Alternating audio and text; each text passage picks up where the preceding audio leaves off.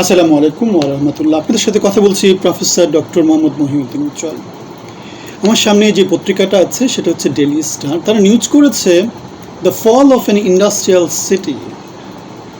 তারা খুলনা আমাদের industrial city ছিল, মংলা সমুদ্র বন্দর কেন্দ্রিক।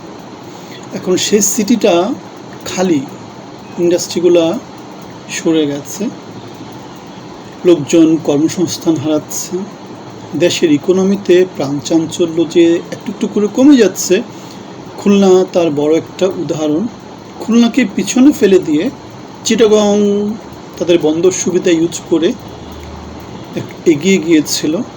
ভারত ঢাকা শহর যেহেতু জনসংখ্যার ঘনত্ব বেশি, এখানে যেহেতু বেশি লোকজন থাকে, সুযোগ সুবিধা যেহেতু বেশি, সবাই যেহেতু এখানে আসতে চেষ্টা করে, বিদেশি বায়াররা যেহেতু এখানে আসলে সুযোগ সুবিধা পায়, সুতরাং ঢাকাতে ইন্ডাস্ট্রিয়ালাইজেশনটা হয়েছে, চিটাগাংয়ে হয়েছে, কিন্তু খুলনায় হয়নি। খুলনা এখন ধীরে ধীরে মৃতপ্রায় হয়ে গেছে।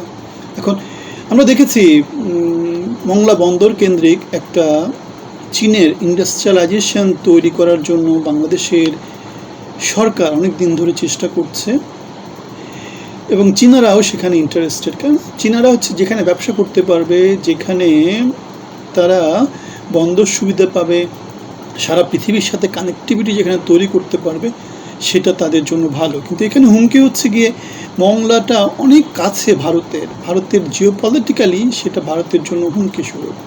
এখন চীনের উপস্থিতি যদি এই যে মংলা বন্দর অথবা খুলনার আশেপাশে যদি বেড়ে যায়, সেটা ভারত খুব ভালো চোখে দেখবে না। একই রকম করে আমরা দেখেছিলাম যে চিটাগাংয়ে চীনের জন্য যে ইকোনমিক জোনটা দেওয়া হয়েছে বিএনপি সরকারের সময়, সেটা ভারত ভালো চোখে দেখেনি, এবং ভারতের প্রতিবাদের মুখেই কি করেছিল হাসিনা সরকার, চীনকে সেই সুযোগ সুবিধাগুলো অনেকদিন ধরে দেয়নি, বরং ভারতের জন্য ওখানে একটা ইকোনমিক জোন তৈরি করেছিল। এখন 24-এ ক্ষমতার পট পরিবর্তনের পরে, so what is happening, foreign policy is totally shift. China somewhere, might be USA somewhere, although China and USA are rivals, so it is always conflicting. There is nothing like black and white, it always stays in the gray area. সুতরাং বাংলাদেশের এখন foreign পলিসিতে একটা ব্যালেন্সের জায়গায় যেতে হবে, যে চীনকে কত দূর দিবে, সে চীনকে কত দূর দিলে আমেরিকা খুশি থাকবে, আবার আমেরিকাকে কত দূর দিলে চীন খুশি থাকবে। ভারত এখানে আছে, এখানে পাকিস্তান আছে। সুতরাং আমরা দেখতে পাচ্ছি বাংলাদেশ মোটামুটি বেশ যোগ্যতা সম্পন্ন লোক যদি সরকারে না থাকে, যেটা হবে, বাংলাদেশ আসলে অর্থনীতিতে, রাজনীতিতে কোথাও স্থিতিশীলতা নিশ্চিত করতে পারবে না। জন অসন্তুষ্ট অলরেডি আছে, গ্যাসের দাম বেড়ে যাচ্ছে, তেলের দাম বেড়ে যাচ্ছে, আলটিমেটলি জনগণ কেউই হ্যাপি না। বিদ্যুৎ বিল বেড়ে গেছে, বাস ভাড়া বেড়ে গেছে, খাদ্যদ্রব্যের দাম বেড়ে গেছে, মূল্যস্ফীতি, মুদ্রাস্ফীতি বেড়ে গেছে, মানুষের সঞ্চয়ের এখন আর দাম নাই, টাকা ইচ্ছা মতো করে সরকার ছাপাচ্ছে। সুতরাং ডেইলি স্টারের এই যে news, the fall of an industrial city, এটা বাংলাদেশের ইকোনমি সম্পর্কে, বাংলাদেশের পলিটিক্যাল যেই আপকামিং যে ইস্যুগুলো বাংলাদেশের আসবে, সেগুলা একটা বড় ইন্ডিকেটর। এখন বাংলাদেশের সামনের পলিটিক্সে কি আসতে পারে? বাংলাদেশের সামনের পলিটিক্সে নির্বাচনে যেহেতু বড় দল পার্টিসিপেট করেনি, সুতরাং মধ্যবর্তী নির্বাচন আসতে পারে। এদিকে জামাত যেহেতু জুলাই ইস্যু নিয়ে এবং সংস্কার প্রশ্নে সরকারের সাথে একটা বিভাজনে যেতে চাচ্ছে, সুতরাং সেখানে একটা দ্বন্দ্ব আসতে পারে। যদিও জামাত এবং বিএনপি একসাথে আন্দোলন করেছে অনেক বছর ধরে, তাদের সাথে সখ্যতা আছে, এখনও তারা মোটামুটি ঐক্যমতের সরকারে, আমরা সেটাই দেখেছিলাম নির্বাচনের আগে। তারেক রহমান বলেছিল যে বিরোধী একটা মনোভাব সরকারের মধ্যে থাকলে সেটা ভালো, ঐক্যমতের সরকারের দিকে যায়নি। সুতরাং বাংলাদেশের সামনে কি হতে পারে? ঐক্যমতের সরকারের দিকে যেতে পারে। ঐক্যমতের সরকারে আওয়ামী লীগ থাকবে না, আওয়ামী লীগকে বাদ দিয়ে এখন যেটা হবে সেটা হচ্ছে আওয়ামী লীগ ঠেকাও। 17 বছর বিএনপি ঠেকাও ছিল, এখন হচ্ছে আওয়ামী লীগ ঠেকাও। সুতরাং আওয়ামী লীগকে ঠেকাতে গিয়ে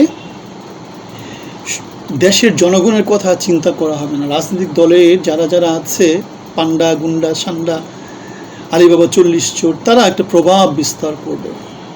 সো বাংলাদেশের জনগণের ভাগ্যের কোনো পরিবর্তন হবে না। জুলাইয়ের যে সংস্কার সেগুলোর কোনো বাস্তবায়ন হবে না।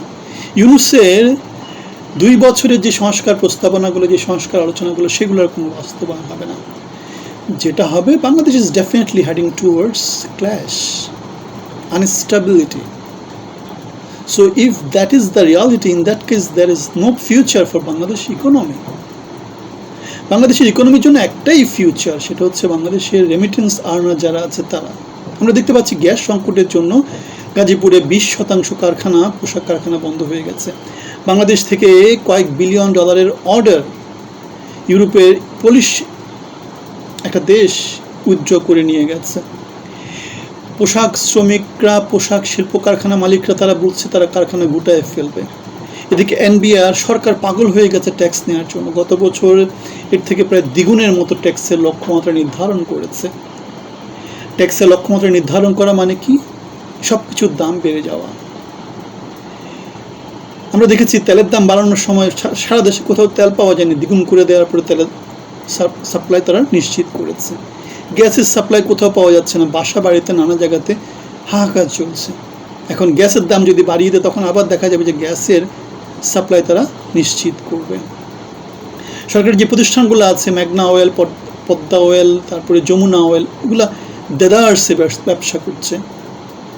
কেন তেলের দাম বাড়ানো মানে সরকারের যে যমুনা, যেগুলো রাষ্ট্রীয় নিয়ন্ত্রিত প্রতিষ্ঠানগুলো, তারাই তেলের ব্যবসা করে। সরকার মানে একত্রে সরকার তেলের ব্যবসা করে, জনগণের সাথে ব্যবসা করে। সুতরাং জনগণের সাথে ব্যবসা করে সরকার লাভ করে, এবং সেই লাভ দিয়ে তারা নিজেদের শান শওকত নিশ্চিত করে। সরকার মানে তো পুরো বাংলাদেশ না, সরকার মানে হচ্ছে অল্প কিছু সিলেক্টিভ লোকজন, হয়তো 5,000, 10,000, 15,000, 20,000, 1 লাখ এরকম। রাজনৈতিক নেতৃবৃন্দরাও ওটা সর্বোচ্চ পজিশনে থাকে। সুতরাং আমরা দেখতে পাচ্ছি বাংলাদেশ ডেফিনেটলি ভালো কোনো দিকে যাচ্ছে না। বাংলাদেশ, তারেক রহমান যোগ্য লোকদেরকে দিয়ে যদি তার মন্ত্রণা পরিষদ অলরেডি তো তৈরি করে ফেলেছেন। আমরা দেখতে পাচ্ছি অযোগ্য লোকজন কীভাবে বিদ্যুৎ সংকট তৈরি করেছে, জ্বালানি সংকট তৈরি করেছে, ইন্ডাস্ট্রিয়ালাইজেশনের কোনো রকম ব্যাপার স্যাপার নাই, ব্যাংক ফিন্যান্স নানা জায়গাতে আমরা দেখতে পাচ্ছি নানা রকমের সংকট, উত্তরণের কোনো পরিকল্পনা নাই, অনেকটা পিকনিক মুডে আছে। যদিও আমরা দেখছি ঘর গোছানোর নানা রকম চেষ্টা হচ্ছে, হাসিনা সরকার বাংলাদেশে ফিরে আসার জন্য চেষ্টা চরিত্র করছে। সুতরাং আগামী কিছু দিন, যেহেতু ডিসেম্বরে একটা ডেডলাইন দিয়েছে হাসিনা সরকার, এদিকে জামাত তাদের দাবি দাওয়া পেশ করতেছে, সুতরাং সামনের দিনগুলো বাংলাদেশের জন্য একটু ক্রিটিক্যাল হবে। আপনাদের মতামত জানাবেন, ভালো থাকবেন, আসসালামু আলাইকুম।